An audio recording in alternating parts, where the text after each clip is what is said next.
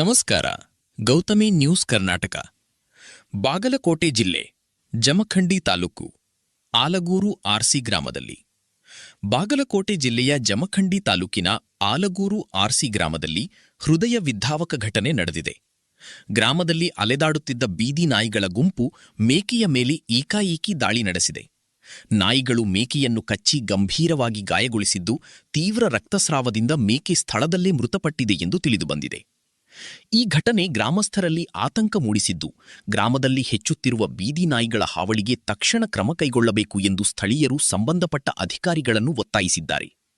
ಇಂತಹ ಘಟನೆಗಳು ಮರುಕಳಿಸದಂತೆ ಬೀದಿ ನಾಯಿಗಳ ನಿಯಂತ್ರಣಕ್ಕೆ ಅಗತ್ಯ ಕ್ರಮ ಕೈಗೊಳ್ಳುವಂತೆ ಸಾರ್ವಜನಿಕರು ಆಗ್ರಹಿಸಿದ್ದಾರೆ.